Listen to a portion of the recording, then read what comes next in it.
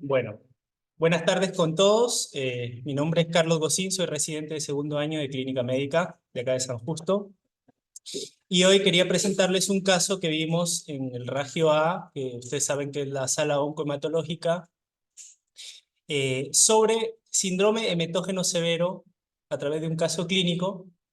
Y la pregunta que pongo inicial es algo más que Reliberán y ondansetron. Eh, bueno, empezamos. Bueno, tenemos una paciente de 57 años con antecedente de cáncer de páncreas borderline que ingresa de manera programada para realizar el primer ciclo de quimioterapia propuesta por su oncólogo de cabecera. El esquema que va a realizar es el ciclo 1A de FOLFOXIRI. Cabe mencionar que FOLFOXIRI incluye estos fármacos quimioterápicos que son el 5-fluoracilo, el oxaliplatino y el irinotecan. Como antecedente de relevancia para este caso es un cáncer de páncreas borderline a nivel del cuello eh, que se diagnosticó en enero del 2024 en contexto de molestias digestivas, pérdida de peso y con una biopsia positiva para adenocarcinoma. A raíz de ahí, ella tuvo algunas intercurrencias en el ambulatorio, estuvo con mal manejo de dolor oncológico, seguimiento por paliativos para manejo del dolor, tratamiento con morfina oral, y a su vez también constipación con requerimiento de laxantes. Eso hasta que se internó. Entonces, como medicación habitual, lo que habíamos mencionado. Les puse aquí una foto sobre el primer esquema quimioterápico porque vamos a charlar un poquito de esto, pero como ustedes pueden ver acá, irinotecan, oxaliplatino y 5-fluoracilo generalmente los acompañan con antieméticos porque suelen ser quimioterápicos que producen síndrome hemetógeno. ¿Sí? Y no, nada más para que se recuerden, en la siguiente diapositiva les dejé el total de las dosis que recibió de los quimioterápicos tanto en el día 1 como en el día 2 de la quimioterapia. Entonces, si regreso, tenemos que el primer día ella hace dos fármacos antieméticos primero, ondansetron 8 miligramos, dexametasona 8 miligramos, arranca con irinotecan 214 miligramos, oxiloplatino 121 miligramos, hace leucovorina cálcica 100 miligramos, que es una especie de ácido folínico que se usa en conjunto con estos fármacos, 5-fluoracilo 3.432 miligramos, 20 miligramos más de metoclopramida, y el día siguiente sigue infundiéndose el 5-fluoracilo y termina el esquema con metoclopramida 10 miligramos y dexametasona 8 miligramos, leucovorina cálcica, y con eso termina su quimioterapia. Este es el resumen de todos los fármacos que recibió, y resulta que 18 a 20 horas después de la quimioterapia intercurre con un síndrome hemetógeno muy llamativo, ya que aparte de tener náuseas y vómitos y estos ser persistentes y tener intolerancia a la vía oral eh, y mantenerse en el tiempo, estuvo casi 3 días con este síntoma inicialmente muy intenso y los días posteriores, el día 4 y 5, con mucha intolerancia a la vía oral, mucho decaimiento, mucha disfagia, y esto todo le impedía alimentarse bien. Así que otra cosa que nos llamó la atención, el día 23, es decir, unos 3 días después del episodio, tuvo incluso episodios que la despertaron en la madrugada para vomitar. Eso fue muy llamativo para nosotros. Así que aquí vimos una evolución que dejó paliativos que también la valoró, en donde ellos también pudieron constatar de que los síntomas no estaban controlados a pesar de que con todos estos síntomas y a pesar de haber recibido antieméticos intraquimioterapia, nosotros le habíamos reglado antieméticos ondansetron cada 8 horas, metoclopramida, y no cedía el cuadro. También recibió fármacos como dexametasona en dosis única, y la verdad que el cuadro era muy persistente. Entonces aquí paliativos pone una evolución que la quise compartir en donde ellos ponen, ¿no? Síntomas no controlados, sugiero continuar medicación parenteral para alivio de síntomas y rotar todo vía oral y continúa con manejo analgésico. Carlos, Sí. una pregunta. Antes del quimio, el paciente no tenía para nada clínica de náuseas y vómitos. Para nada clínica de náuseas y vómitos. Poquito, pero previo. ¿Antes de la quimio? Cuando empieza con el... No, cuando la señora empieza con el síntoma de cáncer de páncreas, empieza con mal manejo del dolor, intolerancia oral y constipación intermitente, que era un problema antes del inicio de la quimio, pero nada que ver con lo que presentó durante la internación. Claro, o sea... ¿En algún momento consideraron agregar fármacos de tercera línea, segunda y tercera línea, como el apretitán? Ok, a eso vamos. Y los neurolepticos, Exacto. ¿no? Con la zapina y el apretitán. Claro, o sea, dentro del cuadro previo al ingreso, capaz eso me faltó recalcar, ella tenía un síndrome constitucional, pérdida de peso, astenia, en algún momento se constipaba y eso la ponía nauseosa, pero cuando ella arranca la quimio, luego de la quimio, luego de aproximadamente unas 20 horas luego de la quimio, hace un cuadro totalmente diferente. O sea, un síndrome metógeno severo, persistente, que no mejoraba con antieméticos convencionales, que la imposibilitaba totalmente para ingerir alimentos. Incluso nos refería que tenía una disfagia esofágica, ella refería que sentía que se le quedaba la comida acá. Y es el primer ciclo. En el posterior al primer ciclo, No había sistema. No, porque la diagnosticaron recién en enero, así que era su primer ciclo de quimioterapia. Una pregunta adicional. Sí. ¿Los vómitos se acompañaron de diarrea? ¿Hubo en algún momento diarrea? Inicialmente tuvo constipación, mucha constipación, y sí posteriormente, con el uso de laxantes, en algún momento Varex, en algún momento Enemol, sí empezó luego a arrancar, digamos, con ciertos episodios de deposiciones líquidas, pero lo predominante en este caso era más que nada la parte emética. En realidad lo estoy preguntando porque, bueno, el paciente es un paciente joven, ¿no? Está recibiendo un esquema al 100%, Sí. Y a veces, por supuesto que está muy bien descrito los puntos por platino, ¿no? Mucho un antes y un después en quimioterapia con platino, que ya lleva 40 años, desde el advenimiento del ondansetron. Los pacientes antes del ondansetron prácticamente no se establecen la quimioterapia con la cantidad de vómitos que tenían, y la historia de la quimioterapia cambió con el ondansetron, pero la quimioterapia con platino. El punto es que agrega irinotecana en este esquema, como se suele hacer en los cánceres de páncreas, FOLFOX-IRI o FOLFIRINOX, como le quieran llamar, cualquiera de las formas está bien dicho, que es básicamente el FOLFOX del colon, pero se le agrega la tercera droga que es irinotecana. El irinotecana en algunas se metaboliza en forma hepática a través de la glucoronositransferasa. Enzima que está deficiente en su funcionamiento en los pacientes con Gilbert. Y acá viene el punto. Nosotros no hacemos un screening claro de funcionamiento de glucoronositransferasa o si el paciente tiene Gilbert y recibe los pacientes irinotecana sin este dato tan en claro. Si esa combinación llega a ocurrir, irinotecana al 100% con Gilbert, los pacientes hacen una extrema toxicidad exagerada de la irinotecana porque el fármaco no se metaboliza, y es como si se dieran dosis supramáximas o superlativas del fármaco. Típicamente lo vamos a tener pacientes con diarreas incontrolables, una toxicidad tremenda, pero por eso ahí venía la pregunta, ¿cierto? El paciente tenía, por ejemplo, una ictericia crónica leve. ¿Ictericia crónica leve? No. Ictericia crónica leve. No. No era pensable que entonces lo llevara. Sí, de hecho no tenía alteración, digamos, del hepatograma como aumento de bilirrubina indirecta, ni nada de eso.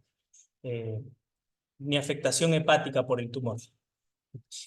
Bueno, entonces, dado el llamativo caso, y quiero que contextualizar un poco que no solamente vino ella con el síndrome metógeno, sino que también de base estaba cursando con mal manejo de dolor, tenía morfina para el dolor, en infusión, digamos, en bomba de morfina, y aparte teníamos el problema que no estaba yendo de cuerpo, desde que se internó. Entonces le hicimos una placa. Esa es la radiografía de abdomen, en donde ustedes pueden ver que... A ver, Carlos, A ver, no es que se quiera describirlo a la plaza. bueno, ¿quién quiere escribirla? Vamos de más jovencitos a mi padre Rashida, de los más jovencitos. ¿Qué tiene esa placa? O sea, que que está bien. Sí, lo que ve patológico es directamente hasta el grano. Sí, tiene ahí aéreos. Acá, A ver, aquí se ven unos nivelitos. de varios niveles hidroaéreos, se ve bien, se ve ahí hasta el recto, ¿no? Si lo sigue abajo, la rectal. Acá. ¿Qué más tiene? A ver, sacar esto de acá. Un tumor derecho, está colecistectomizado, ¿sí? Colecistectomizada Sí, y me parece que apendicectomizada también. Y una importante cámara gástrica, ¿no? Los niveles hidroaéreos de la cámara gástrica. A La ver, cámara gástrica. acá. Sí. Acá arriba. Sí, espérate para sacar esto. Ya. Este sería la cámara, pero... Yo la cámara gástrica no la veo. ¿Esta? Pensé que esto es un nivel, bueno, Cámara gástrica y tiene chiquita. niveles de delgado y puede tener mucho de importancia. Ok, esto consideran que es... Tenía porfinas. Morfina tenía, por mal manejo de dolor, tenía 5 ampollas en Vic de morfina. Y bueno, con esta imagen la valoró cirugía, le pedimos también una tomografía en sospecha de que no esté con una suboclusión intestinal, algo importante a descartar antes de pronto pensar en otro diagnóstico. Así que le hicimos una tomografía de abdomen, que es la que ustedes pueden ver ahí, va a pasar lentamente.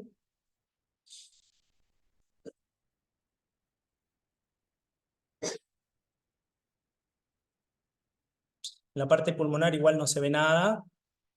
¿Cómo logras esto? ¿Un celular así? Lo grabé en la pantalla y lo subí. Así que ¿Un celular? con el celu, por eso es que la calidad no es tan buena, pero sí, pero se logra ver, ¿no? Acá se ve la alteración de la morfología del páncreas claramente. Yo acá, por ejemplo, en la parte del estómago, no veo que esté tan dilatado, y sí se ve, digamos, la continuidad del contraste a nivel del intestino delgado, un colon que se ve dilatado un poco acá, que obviamente esto, a diferencia de la radiografía, ¿no? Pero midiéndolo no tenía una dilatación tan importante, solo tenía 6 centímetros eh, y bastante contenido propio en el colon descendente y sigma.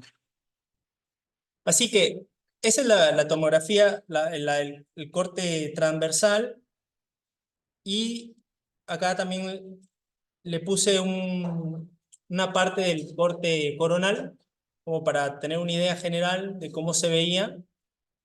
Se ven las austras del colon. Acá, en cambio, hay dilatación en el lado derecho, ya van a ver el transverso, y acá en el descendente se ve con bastante contenido propio todo esto. Ahí va a pasar de nuevo. Colon descendente, ascendente, miren el transverso, con austras, ¿sí? Y bueno, pero en el informe de la tomografía, bueno, no sé si alguien quiere hablar algo de la tomografía, le llama. No, creo que tiene bastante dilatación colónica. Hubiese pensado que la más tuvo, digamos, delgado, ahora tiene bastante color. Me deja alguna duda la segunda porción, pero se vería en el axial, ¿tenés alguna duda de su permeabilidad? El contraste pasó a Gifronilio, por eso es Gifronilio perfectamente bien, eso que pasa. Está dilatado todo el macrobiológico, porque es especialmente los chicos, es un paciente oncológico, habría que ver la constante interna, con la hipocalemia, con la acidosis, con el cambio, con dolor. Todas las intercurrencias médico-clínicas podrían hacer una parálisis funcional del colon y podría funcionar como un pseudo. Claro. A mí también me llamó la atención que se vea más dilatación a nivel del ciego, transverso y luego a partir del ángulo esplénico hacia abajo todo contenido propio, ¿no? Como habíamos charlado en algún momento sobre lo que... Por eso cuando se ve importante que la paciente de la vía biliar está amarillo, ¿no? No tenía dilatación de vía biliar, acá creo que se alcanza.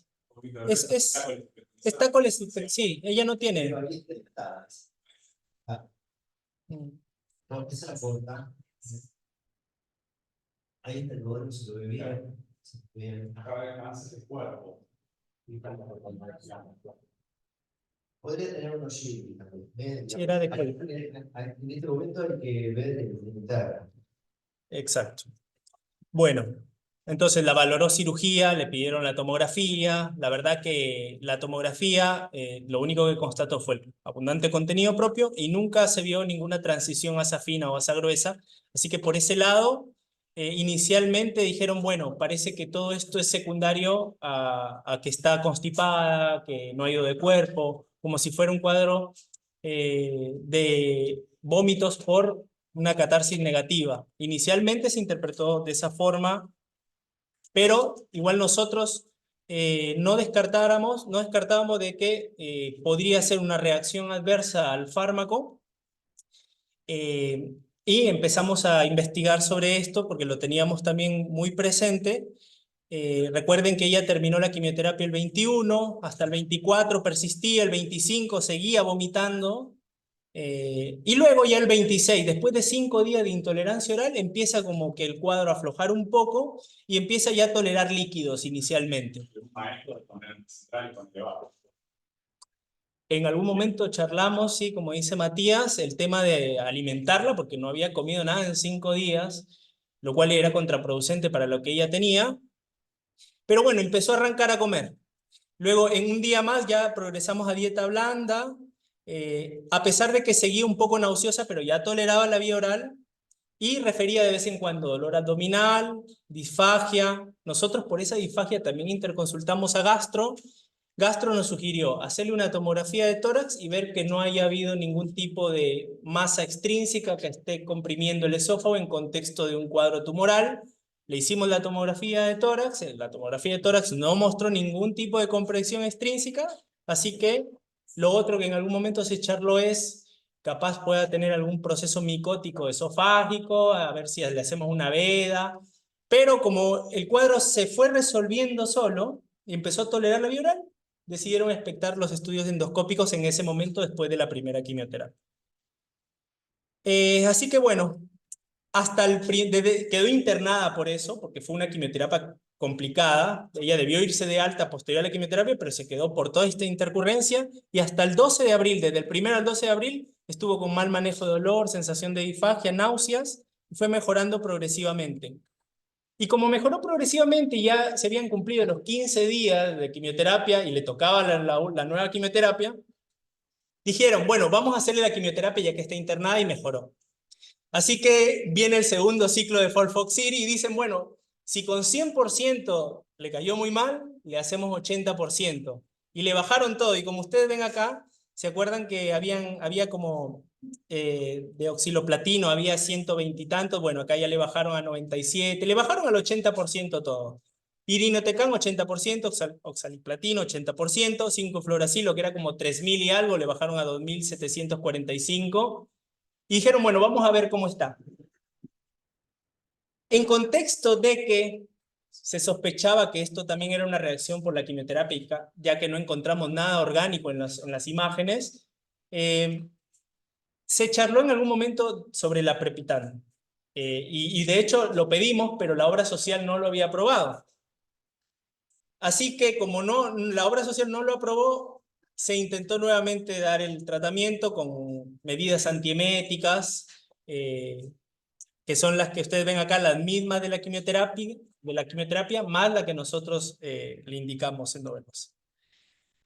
Así que recibió, nosotros le pusimos ondansetron cada 8 horas, metoclopramida 10 miligramos antes del almuerzo, antes de la cena, metoclopramida de rescate, o sea, preparándonos para lo que se venía, y también porque nos quedaba la duda y decimos, bueno, si es quimioterapia, si es un síndrome emético por quimioterapia, lo va a repetir.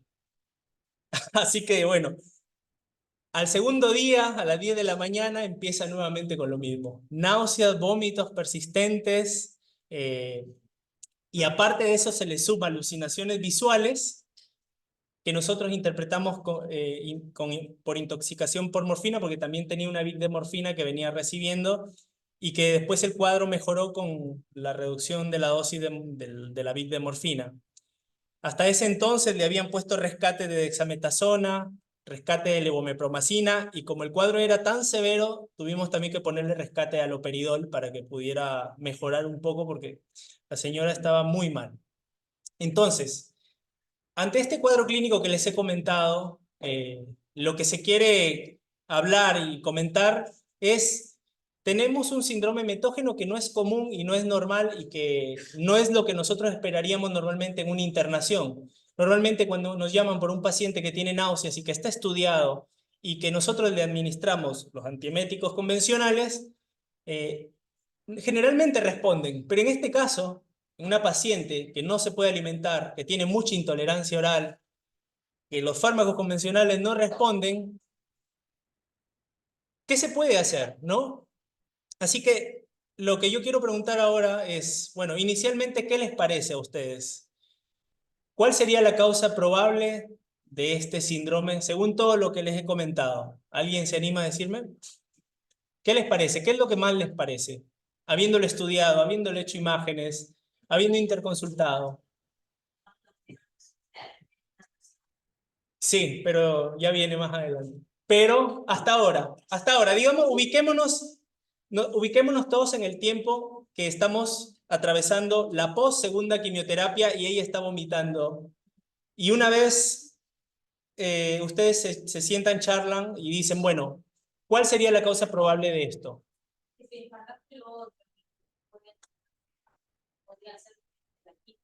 Ok.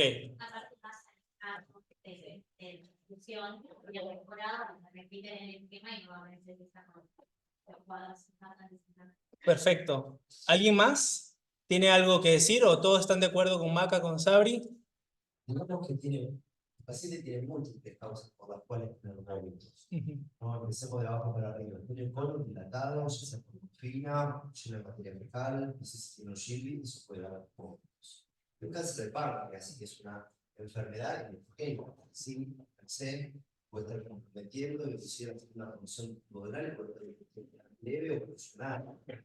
Ha tenido quimioterapia y podría tener esofagocitis, alta o baja, oral, facial, esofágica, gástrica o más distal, es una causa de náuseas y de vómitos. Podría tener una esofagititis candidiásica, que es típico de los pacientes con quimioterapia, pero me parece que todas esas causas se rinden a la asociación temporal entre la administración y el efecto prácticamente inmediato y repetitivo tras la administración de la quimioterapia. Con lo cual, me parece que, sin ninguna duda, si bien los unos son predisponentes, el precipitante, claro, la aplicación de la nueva quimioterapia, en este caso, 28 horas antes. Ok. Que hay una cosa que no sé si se habla tanto ahora, pero existía el fenómeno de anticipación. Sí. Porque no, o sea, que en la primera, o sea, que evitar que en la primera vez. Sí, de hecho ahora vamos a conversar de eso cuando hablemos un poquito del diagnóstico, pero eso quería poner ese énfasis en que la historia clínica nos da mucha orientación, ¿no? Porque nosotros podemos tener muchas causas de náuseas y vómitos, pero algo que como que aumenta el pretest diagnóstico es, esta paciente no venía con este cuadro, arranca quimioterapia, al siguiente día, casi a las 20 horas, hace un cuadro florido de síndrome emético severo persistente, le dura 5 días. O sea, eso es un poquito lo que yo de pronto pensé y dije, el Ogilvie, si bien da náuseas y también puede dar vómitos, pero acá hay una causa temporal muy importante, es posterior a la quimioterapia, 20 horas, cuadro florido. Persistente, intenso, que en la segunda quimioterapia, a pesar de bajarle la dosis, casi en la misma temporalidad repite lo mismo, con el mismo cuadro, intolerancia a la vía oral y todo. Entonces eso como que aumenta el pretest de pensar. Sí. La intensidad en el segundo episodio de los vómitos náuseas, ¿cambió en algo cuando ustedes anticiparon de poner quizás algo más antiemérico?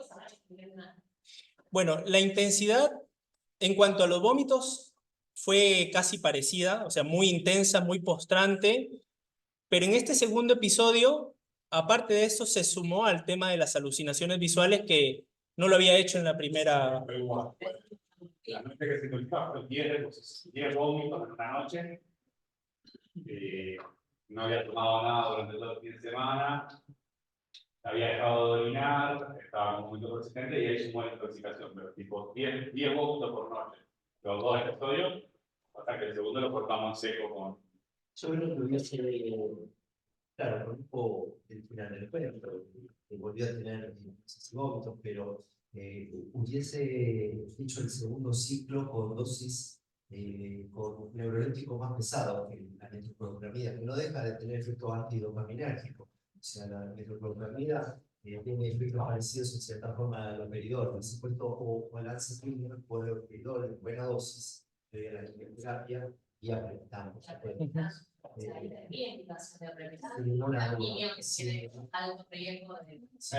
Pecamos nosotros porque el primer ciclo, como la señora venía un poco sucia, porque venía con la constipación, venía con los vómitos, para cuando la terminamos de estudiar, dijimos, parece secundario a quimio, no encontramos otra cosa, y damos a Pepitán a la hora. Hicimos el pedido de la autorización a la obra social, se venía al fin, no lo autorizaban y dijimos, bueno, larguemos el quimio igual. Hay cosas más raras, como centrales, en el mesencéfalo existe el área postrema, Sí, donde está el centro metogénico, el centro del vómito, en la cual, si el paciente tuviera, por ejemplo, secundarismo a nivel troncal, podría tener vómitos de causa central, o ya sea por hipertensión endocraniana o con función del área posterior donde está el centro del vómito. También se ha descrito, por ejemplo, la neuromielitis óptica por anticuerpos, se hacen anticuerpos en la coagulina 4, que típicamente, además de atacar el plan bióptico, atacan el área postrema del centro metogénico, y una de las clínicas típicas es que los pacientes no paran de vomitar, que es una enfermedad en realidad epidemizante dirigida por anticuerpos anticoagulinos, pero que tiene topografía, no es el medicamento. La verdad que me cuesta pensarlo de todas formas, cosas más raras. De vuelta, creo que acá lo que manda es la relación temporal entre la quimio y la clínica. Sí.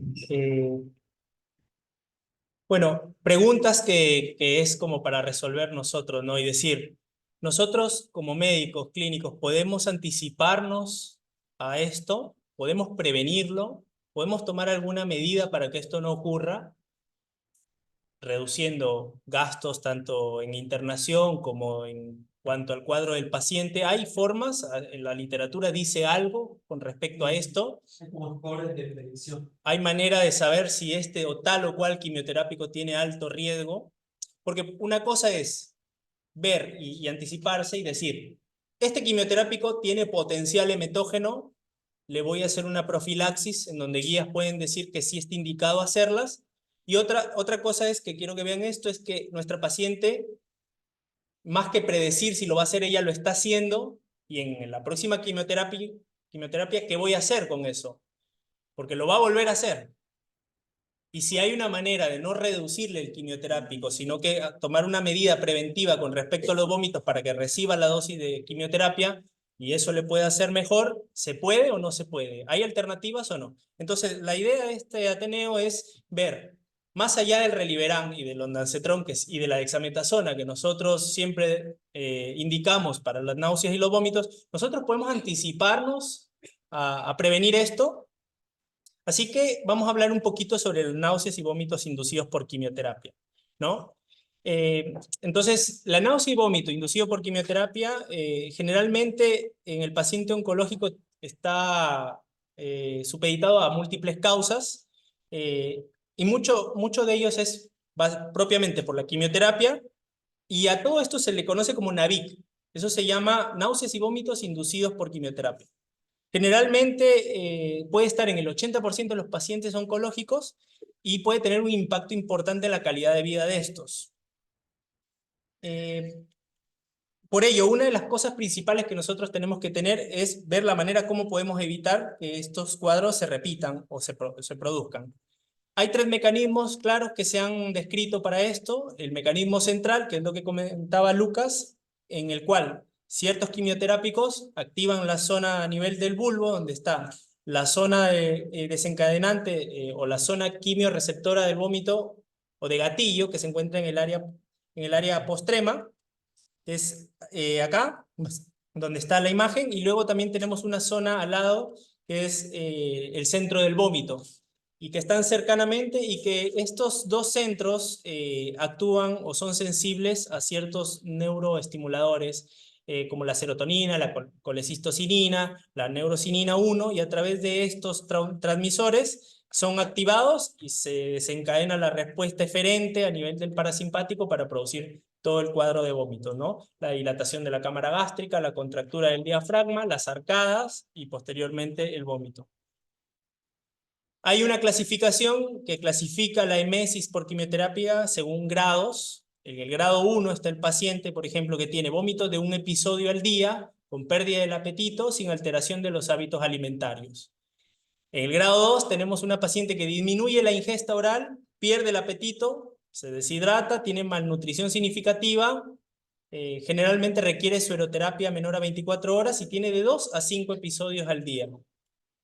En el grado 3 tenemos, se me fue para el otro lado, tenemos la paciente que no puede tener ingesta oral y tiene ingesta de calorías disminuidas, tiene ingesta de fluidos inadecuada, la sueroterapia suele prolongarse más de 24 horas y tiene más de 6 episodios diarios. Y el grado 4 y 5 generalmente son más graves. En el 4 ya hay riesgo vital y en el 5 la paciente fallece por efectos tóxicos.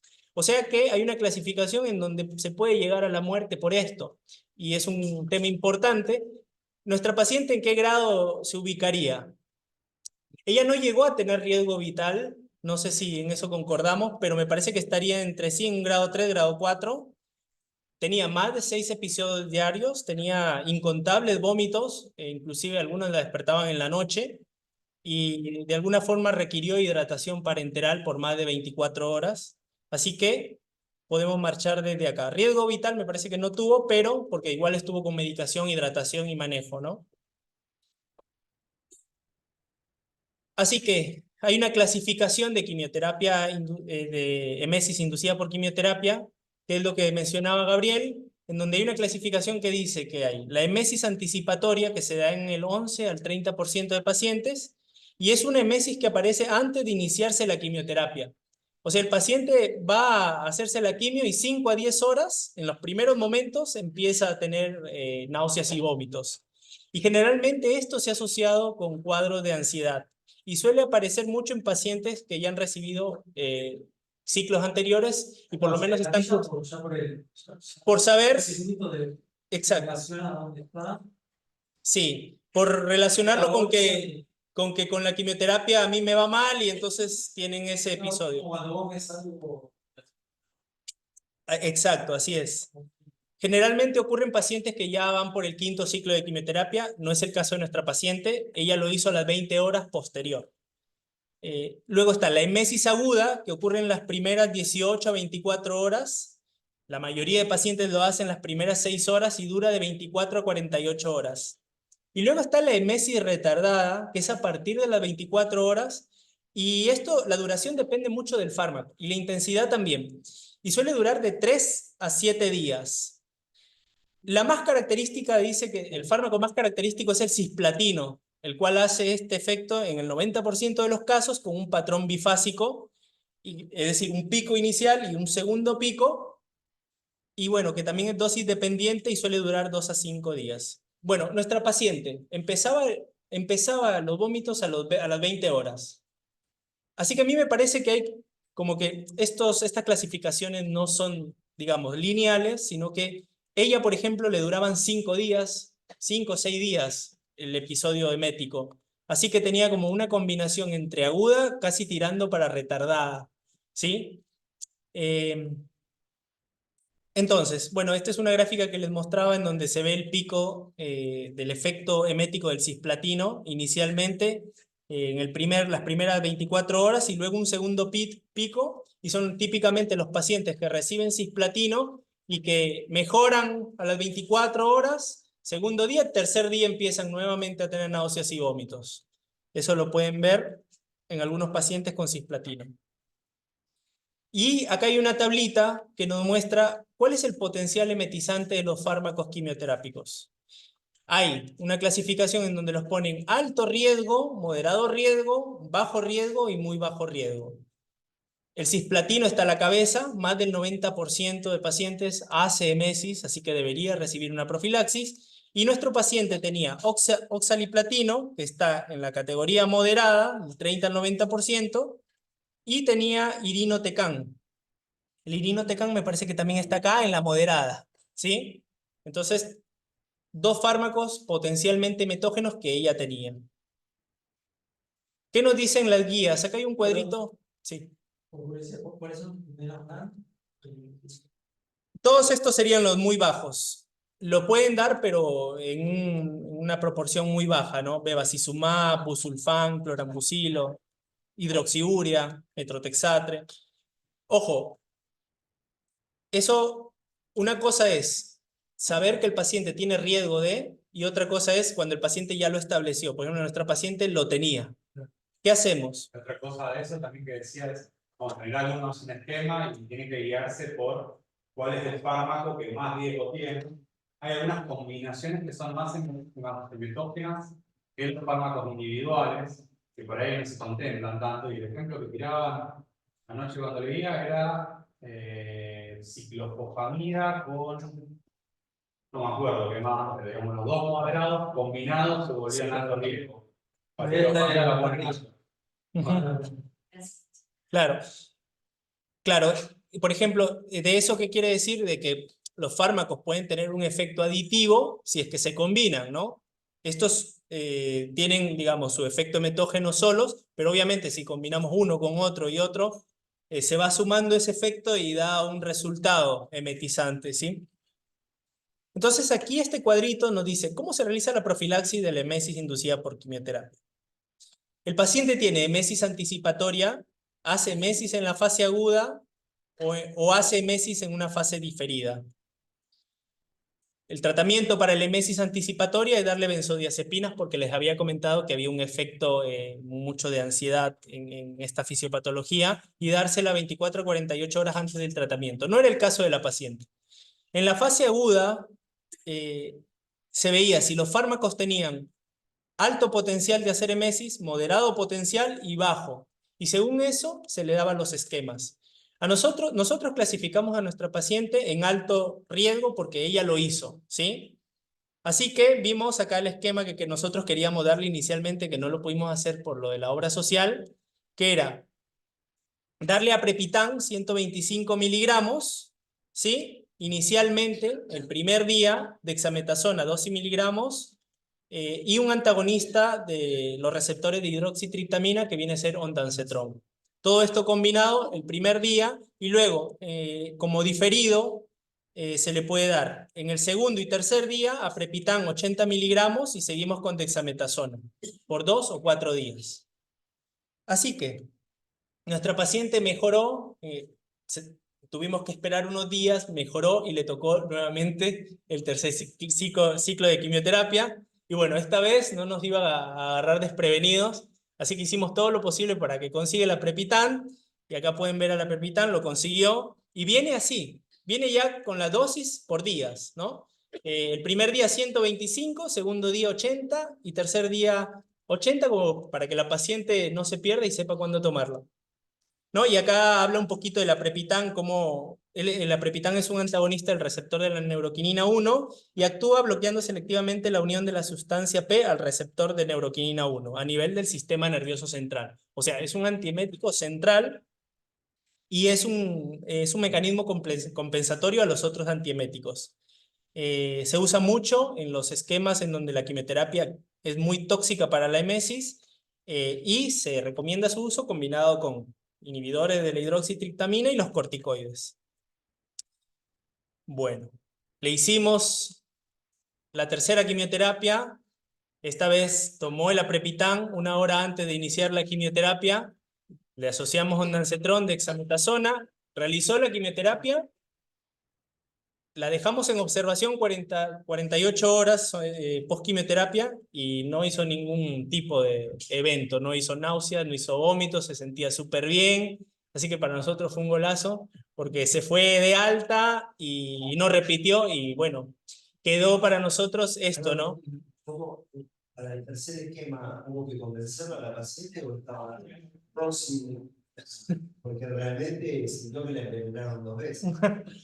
No, la verdad que ella entendía de que en la segunda quimioterapia nosotros habíamos charlado con ella de que necesitábamos el aprepitant y tuvimos el tema esto de la obra social, por un lado, y también teníamos eso que no sabíamos bien si era la quimio o no, porque tenía el tema de las heces.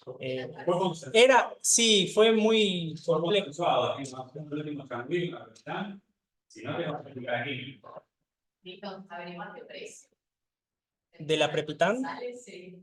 Sé que es caro, pero no. Es 2.000 pesos la caja. 300, los 3 por Y la caja viene de 3. Creo que lo averiguo yo cuando lo autorizaron, se puede decir que lo compre. O sea que 100.000 pesos cada comprimido. Pero o sea, te habilita a hacer el esquema de químico programado para Hoy estamos haciendo el acondicionamiento a la planta de nuevo y se hacía preparar los datos. Son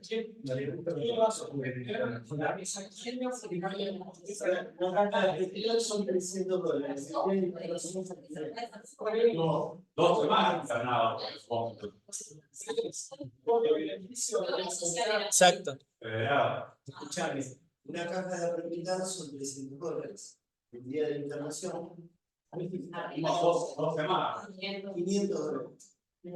Entonces, la obra social, muy poco inteligente, no autorizaba la medicación. No lo autorizaron por mala mía, donde tarde, la autorización no le di tiempo, porque venía sin semana. Pero bueno. A veces tenés que ser estratégico que no te gastar nada, porque todo, ¿cuál es el cauce final de los pacientes cuando andan mal? Se quieren internar, son $500 cotidianos. Sí, sí. Entonces, a veces la plata gastada, bien gastada, te evita poco. Es un gasto que te evita gasto. Sí. Bueno, nada, como conclusión, esto, el tema de poder clasificar a un paciente con respecto a lo que tiene y en su contexto de base, ver si es un paciente de alto riesgo o no, ver que hay otras alternativas para hacer una profilaxis y evitar costos tanto de internación como de efectos adversos en los pacientes. Y nosotros, bueno, pudimos concluir y ver de que verdaderamente lo que tuvo la paciente fue un efecto adverso a la quimioterapia y que pudimos anticiparnos a que vuelva a repetir el evento con una tercera quimioterapia exitosa. Y bueno, nada, les contaremos cómo hace la cuarta con su debida profilaxis y eso sería todo, nada más.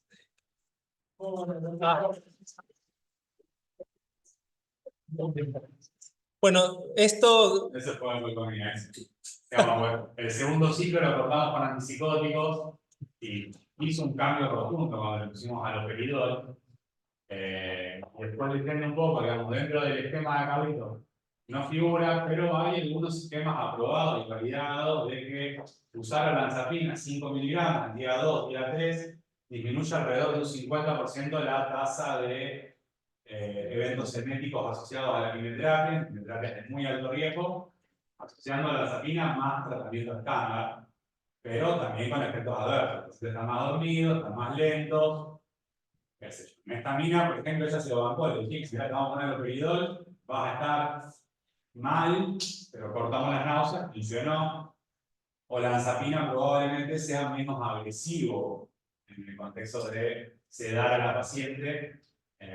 Por ahí solo el concepto de la lanzapina tanto no lo teníamos, pero esta revisión es de Cochrane, del 2018, que muestra un beneficio claro en la tasa de mesis post-quimioterapia asociando a lanzapina en día 2 y 3, creo que es. Como dato de pedazo. Listo. Bueno, eso sería todo. Gracias.